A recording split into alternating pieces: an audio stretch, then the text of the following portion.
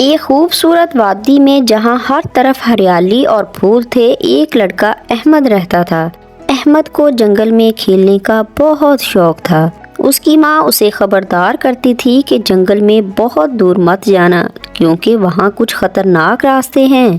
ایک دن جب احمد جنگل میں کھیل رہا تھا، وہ جنگل کے اس حصے کی طرف گیا جہاں اس نے ایک چمکتا ہوا پتھر دیکھا جس کے اندر سے سرخ روشنی جھلک رہی تھی۔ احمد کا دل تجسس سے بھر گیا اور وہ اس پتھر کو اٹھانے لگا۔ زمین کانپنے لگی اور اچانک ایک گہری دراڑ پیدا ہوئی۔ احمد توازن کھو بیٹھا اور گہرائی میں جا گرا۔ گرتے گرتے اس کی آنکھیں بند ہو گئیں اور اس نے محسوس کیا کہ وہ ایک خوفناک جگہ پر جا گرا ہے۔ جب اس نے آنکھیں کھولیں تو وہ ایک خوفناک مقام پر تھا جہاں صرف آگ، دھواں اور ہولناک چیخیں تھیں۔ یہ جگہ جہنم جیسی لگ رہی تھی جہاں چڑیل نما مخلوقات غصے سے گھور رہی تھیں۔ احمد کا دل خوف سے کانپنے لگا اور اس نے خود کو بچانے کے لیے چاروں طرف دیکھا۔ اچانک اس نے دیکھا کہ ایک چڑیل نما اس کی طرف بڑھ رہی ہے۔ احمد نے مدد کے لیے پکارا لیکن کوئی جواب نہ ملا۔ وہ خوف سے رونے لگا۔ اس نے اپنی آنکھیں بند کر لیں اور دل ہی دل میں دعا کرنے لگا کہ کوئی اس کی مدد کرے۔ اسی لمحے ایک نازک سی پری اس کے سامنے چمکی جس کا نام نور تھا۔ نور کے چمکدار پروں اور چہرے پر مسکراہٹ نے فوراً ہی احمد کو اطمینان بخشا۔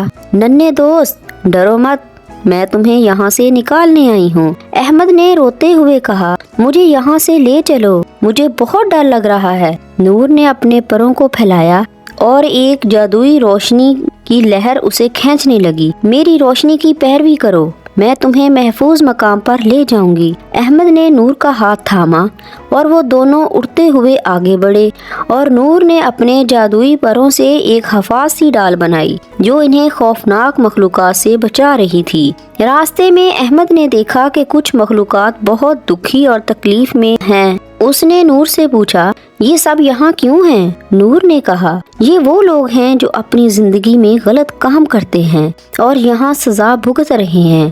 ہمیں ہمیشہ دوسروں کی مدد کرنی چاہیے اور اچھے کام کرنے چاہیے تاکہ ہم کبھی اس طرح کی جگہ پر نہ آئیں۔ نور نے ایک طویل سرنگ سے باہر نکالا جو ایک روشن اور خوبصورت وادی میں کھلتی تھی۔ احمد نے روشنی اور تازہ ہوا کا لطف اٹھایا اور خوشی سے نور کا شکریہ ادا کیا۔ شکریہ نور، تم نے میری جان بچا لی۔ نور نے مسکرا کر کہا، کوئی بات نہیں احمد، ہمیشہ اپنے دل کی بات سنو اور کسی بھی پریشانی میں ہمت نہ ہارو۔